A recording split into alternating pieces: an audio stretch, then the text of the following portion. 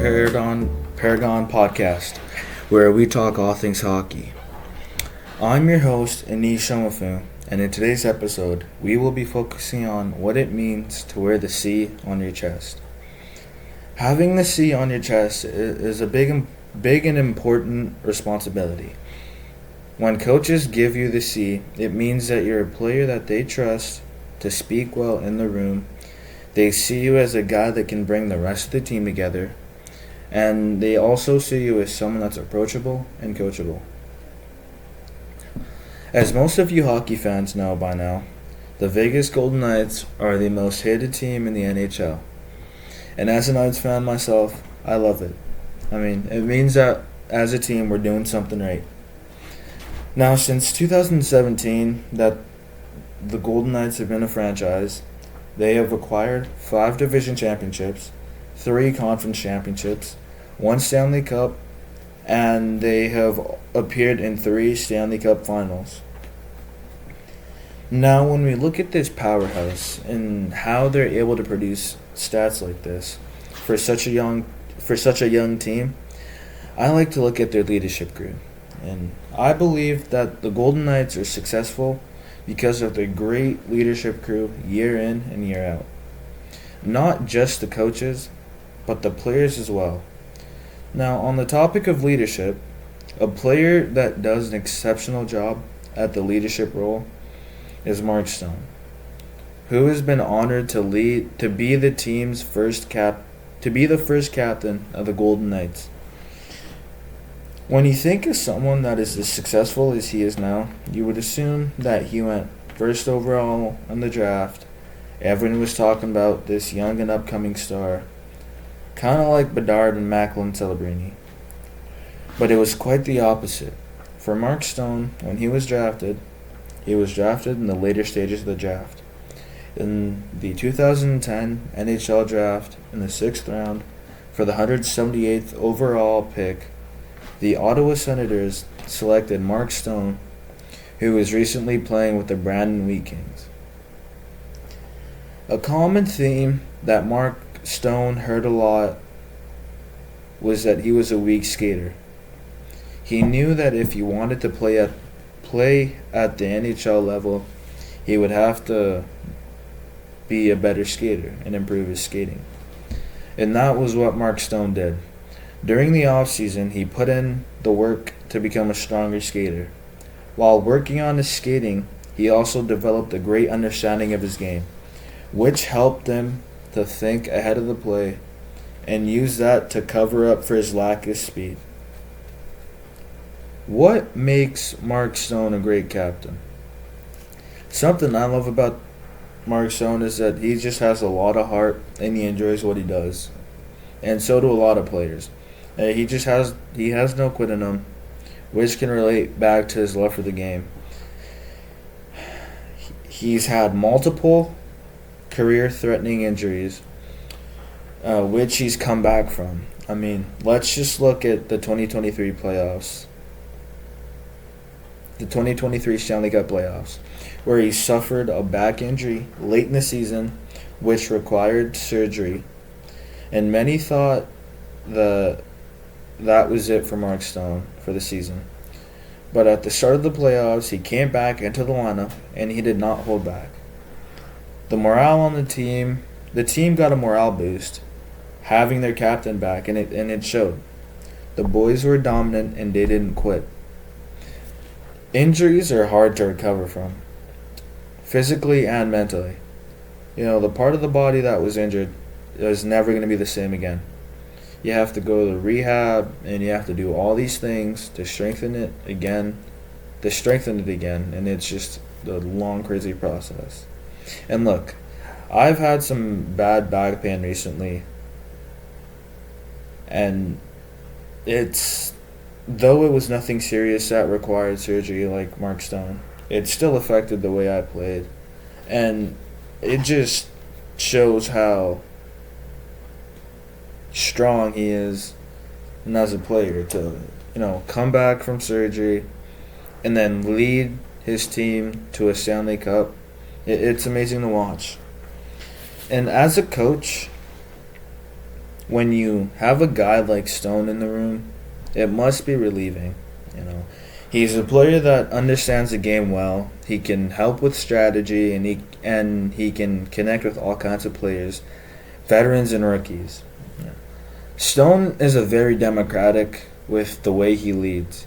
He relies on everyone in the room and everyone on the team and everyone on the team to give the team its best shot at success. And here I have a couple videos here to play for you that just show how well he is liked by his coaches and his teammates.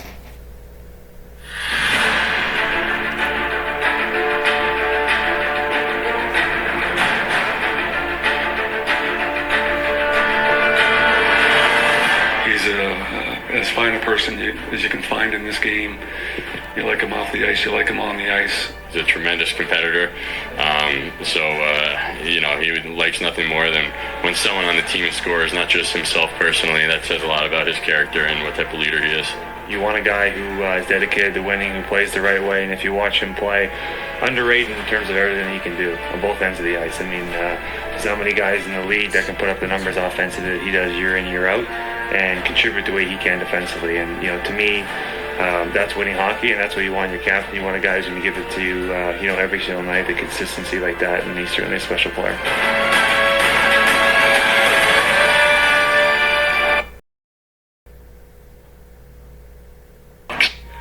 Peter called me in his office. Didn't really think much of it. Just thought maybe he was asking about the camp, and asked me if I wanted to or was up for the opportunity to be the captain of this team. And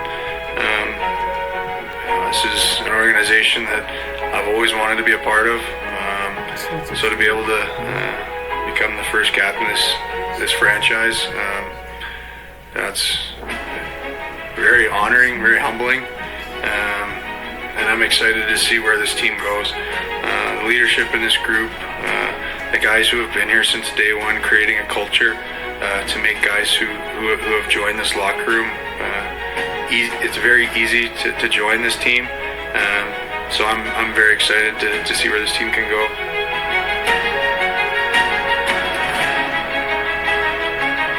That you go through ups and downs in a season, and I think the most important thing is having each other's back on and off the ice. We have a very unique group that bonded together, gels together, and hangs out together. We have lots of different personalities that make a tremendous group of guys, and I think the thing that I'll always look to is having each other's back when times are good and when times are bad. Have you had a chance at all, since you did get the news, to reflect a little bit on just your ascension as a player in this league, coming from being a 12-year-old kid and being told you couldn't skate to the position you're in? Yeah, I mean, I don't really know what to say. I've been told that I wasn't good enough more than once, but like I said, this is from the day that I got to Vegas, this is the organization that I've been so excited to be a part of.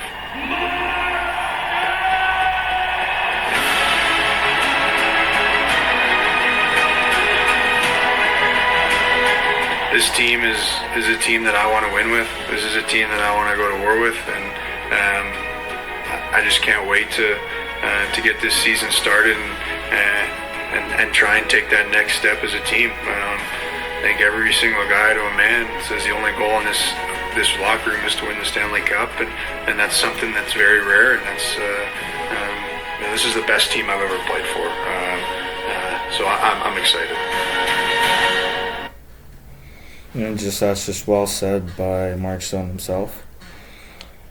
Now, Mark Stone was born and grew up in Westwood in Winnipeg, Manitoba, and he has had some great influences throughout his life and career that I believe have shaped the way he leads and plays. First, we'll start with his dad, Rob Stone. His dad is a dedicated volunteer in Winnipeg frequently flooding outdoor rinks for kids to skate on. And these acts show young Mark Stone that hockey is a team effort and requires hard work. Not just the team and coaches, but also the ice crew that take care of the ice and make sure it's safe to play on. Stone also had his brother, Michael Stone, who played for the Arizona Coyotes in 2011 and was later traded to the Flames in 2016, where he played till 2023. Michael helped guide Mark through the NHL and give him advice like a mentor. And there's other sightings of rookies being mentored. For instance, Corey Perry being brought to Chicago to show Bedard the ropes and to just introduce him to the league.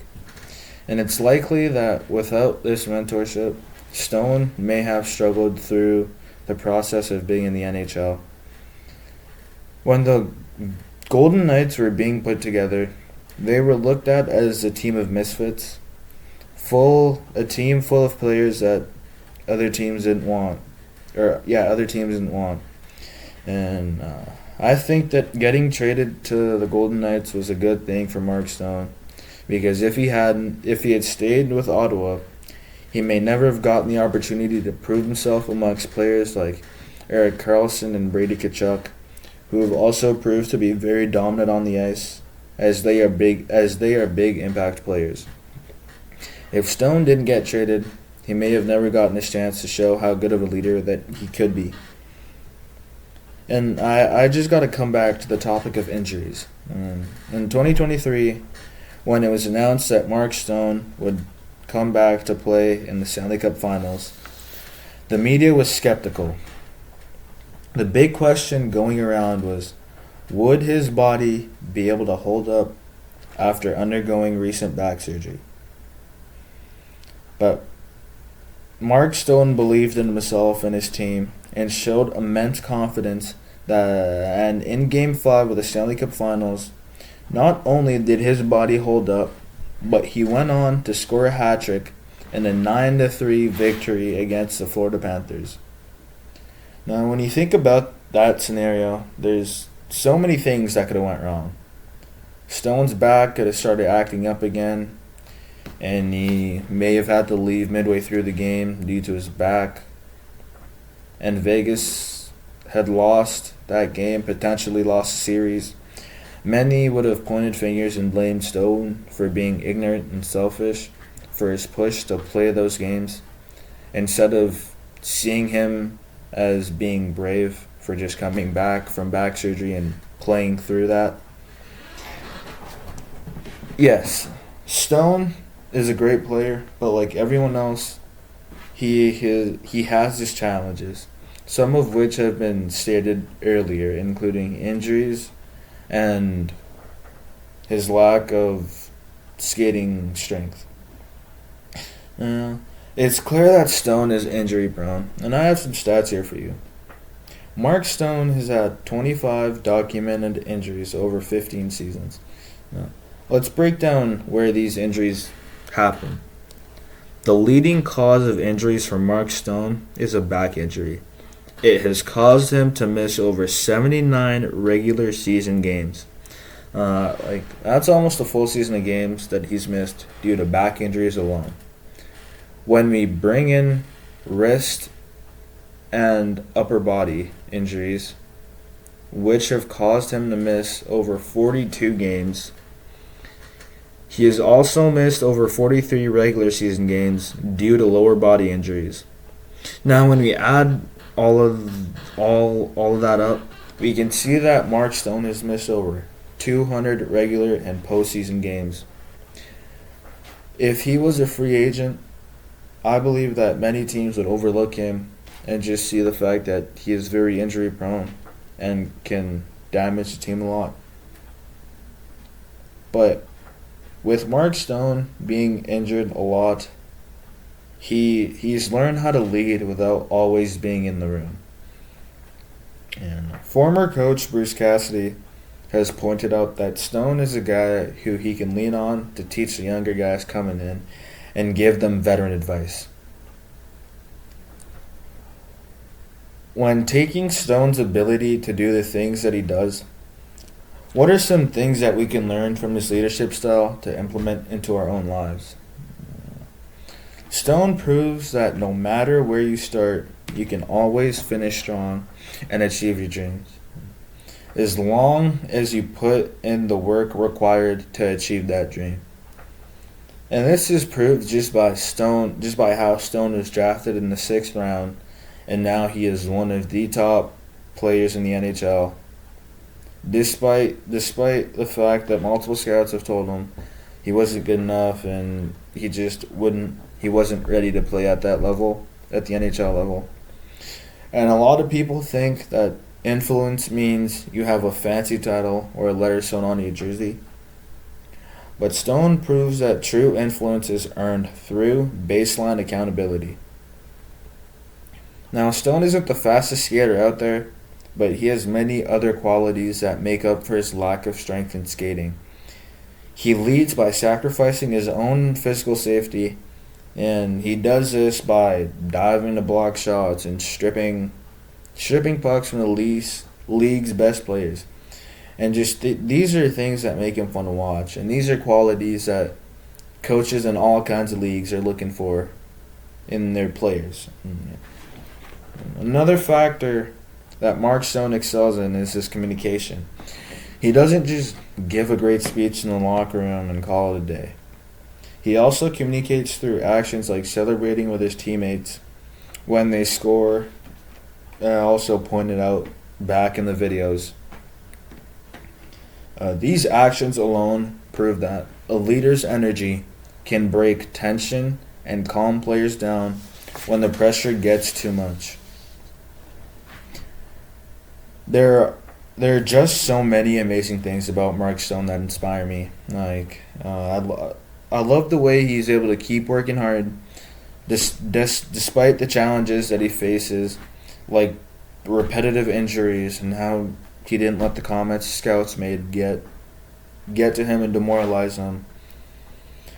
And just the way he stays humble and just stays well put together. And as I go on through my career, I want to be able to implement these skills into my life, and not just in hockey, but in school and life as well. His story is a great way of showing why you should never give up on your dream and keep working towards your dreams.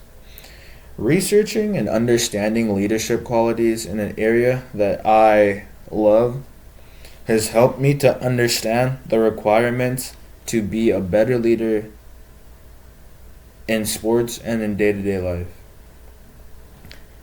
Now, before we wrap up this episode, I have just one more question to answer.